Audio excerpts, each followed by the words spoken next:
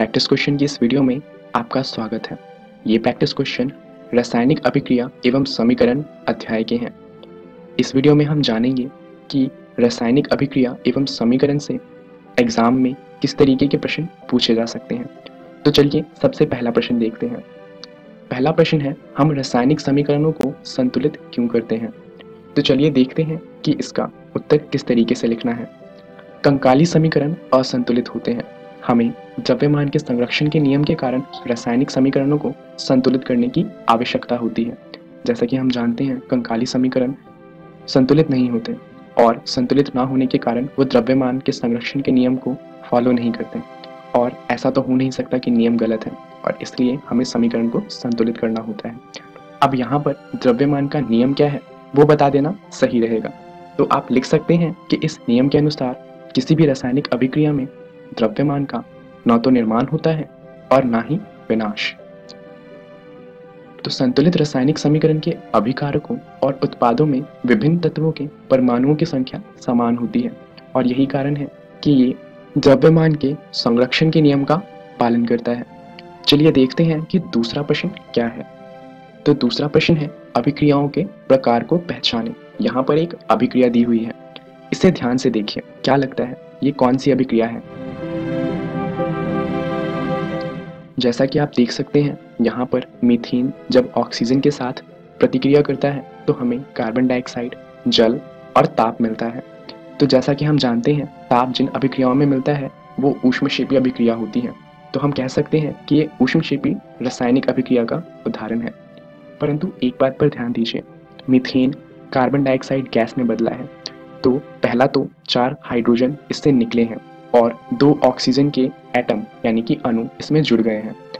तो ये उपचयन का भी उदाहरण बन जाता है। तो हम कह सकते हैं कि ये जो अभिक्रिया है ये उपचयन अभिक्रिया का भी उदाहरण है।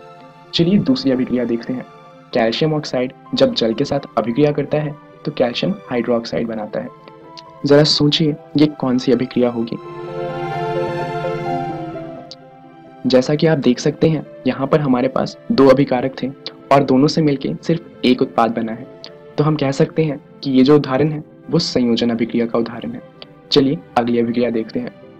अगली अभिक्रिया है, जब कॉपर सल्फेट जिंक के साथ अभिक्रिया करता है तो जिंक सल्फेट मिलता है और साथ में कॉपर का धातु मिलता है। जरा सोचिए कि ये अभिक्रिया कौन सी होगी। जैसा कि आप देख सकते हैं, जिंक ने कॉपर को उसके विलयन से विस्थापित कर दिया है। तो हम कह सकते हैं कि ये जो उदाहरण है ये विस्थापन अभिक्रिया का उदाहरण है। चलिए देखते हैं अगले प्रश्न को। अगला प्रश्न है, लोहे की कील के कॉपर सल्फेट में डुबोने पर घोल का रंग क्यों बदल जाता है। जैसा कि हम जानते हैं, अगर हम लोहे की कील को कॉपर सल्फेट में रखें तो जो हमारे पास घोल है वो कुछ हरे रंग का बन जाता है। ऐसा होता है क्योंकि विस्थापन अभिक्रिया होती है। तो हमारा उत्तर भी इसी से शुरू होगा। ऐसा इसलिए होता है क्योंकि विस्थापन अभिक्रिया होती है। लोहा कॉपर सल्फेट के घोल से कॉपर को विस्थापित करता है और FeSO4 के हल्के हरे रंग के घोल को बनाता है और भूरे रंग की कॉपर नीचे जम जाती है। चलिए अगला प्रश्न देखते हैं। अगला प्रश्न है, संक्षारण क्या होता है। इसके उत्तर में हम सबसे पहले संक्षारण का अर्थ बताएंगे। जब कोई धातु अपने आसपास के अम्ल, आर्द्रता आदि के संपर्क में आती है तब ये संक्षारित होती है।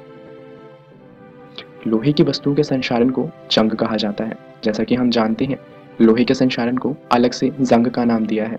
ऐसा क्यों होता है इसके बारे में हमने वीडियो में जाना था। संक्षारण के कारण कार के ढांचे, पुल, लोहे की रेलिंग, जहाज तथा धातु विशेषकर लोहे से बनी वस्तुओं की बहुत क्षति होती है। अब यहाँ पर हम संक्षारण का उदाहरण भी दे सकते हैं, जैसे कि तांबे पर हरी परत और चांदी पर काली परत का चढ़ना जंग का उदाहरण है या फिर संक्षारण का उदाहरण है। चलिए अगला प्रश्न देखते हैं। अगला प्रश्न है, विकृत गंधिता क्या है।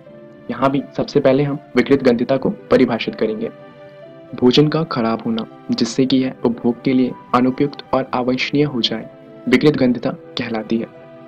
उपचयित होने पर तेल एवं वसा विकृत गंधी हो जाती है तथा उनके स्वाद तथा गंध बदल जाते हैं।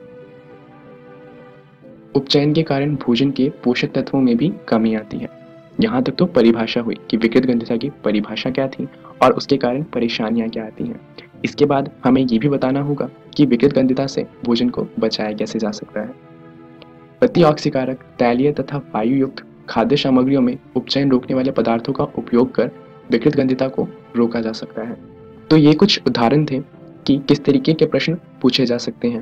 आप इन तरीके के प्रश्नों का अभ्यास करते रहिएगा।